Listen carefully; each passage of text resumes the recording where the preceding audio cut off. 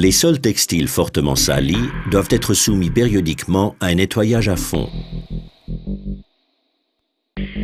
La méthode la plus appropriée est l'injection-extraction avec une machine spécifique où le sol textile est nettoyé jusqu'à la trame. L'injection-extraction peut être effectuée sur les sols textiles résistants à l'eau. Les matériaux tels que les fibres synthétiques, les fibres en laine, les mélanges des fibres ou les fibres naturelles ont une influence essentielle sur la capacité de nettoyage. D'autres facteurs d'influence pour l'injection-extraction sont la longueur des fibres, le type de production et de pose, ainsi que le support du sol. Dans les cas suivants, l'injection-extraction ne peut être appliquée que de manière très restreinte. De toute façon, une prudence maximale et des examens spécifiques sont indispensables. Les fibres naturelles telles que la jute, le sisal, le coco, le coton ou la soie peuvent se rétrécir ou déteindre. Les sols de support en bois risquent de gonfler. L'humidité sous des sols creux peut causer un court-circuit sur des conduites électriques. Pour les tapis antistatiques et conducteurs, il faut impérativement suivre les instructions du fabricant. Avec la méthode de l'injection-extraction, on comprend la vaporisation de la solution de nettoyage en se tenant aux indications du fabricant. Ensuite, nous rinçons le tapis avec de l'eau claire et l'aspirons directement avec le suceur d'aspiration. Pour l'injection-extraction, nous avons besoin de l'équipement suivant: un pare-boue ou un autre support résistant à l'eau, une machine d'injection-extraction avec équipement manuel, un aspirateur à sec ou un aspirobrosseur, un panneau d'avertissement, des produits de détachage, une brosse à tapis, un appareil de vaporisation portable, un produit de lavage de tapis et un produit anti-mousse pour l'eau sale,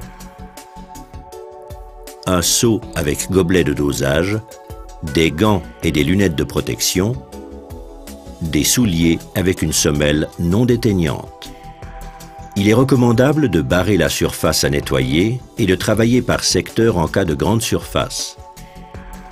Les meubles qui sont difficiles à déplacer doivent être protégés contre l'humidité.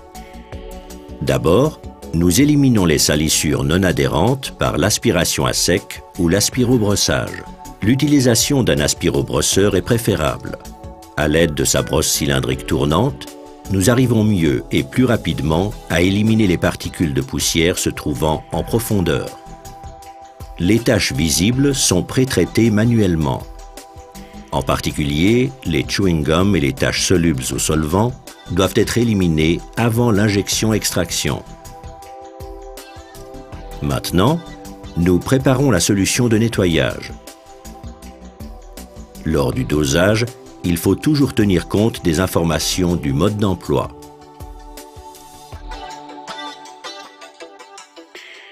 La machine d'injection-extraction est remplie avec de l'eau propre tiède.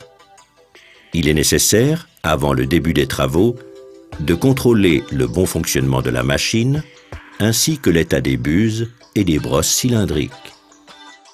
La méthode indirecte de l'injection-extraction est la manière la plus efficiente du nettoyage à fond. D'abord, nous vaporisons les parties particulièrement sales. Puis le détergent pour tapis est répandu régulièrement sur toute la surface avec le vaporisateur. On laisse agir le produit quelques minutes sans qu'il sèche. Pour l'injection-extraction, nous pouvons utiliser différents types de machines, celles avec ou sans brosse cylindrique. Lors d'une injection-extraction exécutée avec une machine sans brosse cylindrique, nous travaillons, si le matériau le permet, les parties fortement salies mécaniquement à l'aide d'une brosse à tapis ou d'une monobrosse équipée d'une brosse pour shampoing. Ensuite, le tapis est rincé secteur par secteur avec la machine d'injection-extraction. Lors du processus de rinçage, l'eau est vaporisée sur le tapis à travers des petites buses et est réaspirée immédiatement. Ainsi, nous travaillons bande par bande de manière légèrement recouvrante. Les parties fortement salies sont travaillées plusieurs fois. À la fin de chaque bande, nous arrêtons l'alimentation en eau et tirons le suceur encore environ 20 cm afin de ne pas laisser des traces d'eau. Selon le degré de saleté du tapis, le processus de l'injection-extraction doit être répété jusqu'à ce que l'eau sale aspirée soit suffisamment propre. Après l'injection-extraction, le tapis est brossé en état humide, si possible contre le sens des fibres.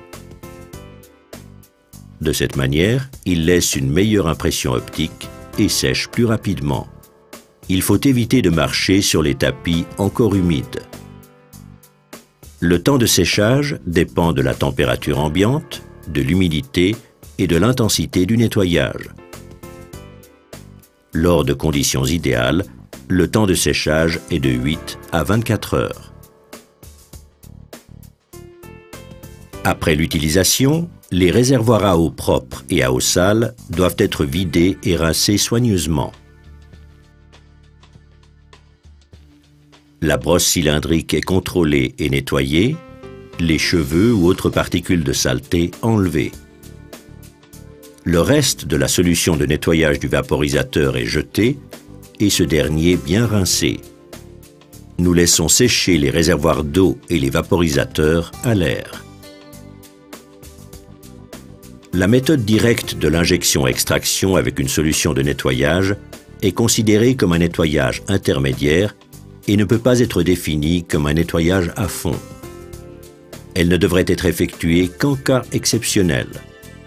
Le temps d'action étant inexistant, les résidus de détergent restent dans le tapis et celui-ci s'encrasse plus rapidement. Il faut toujours se tenir aux indications de dosage.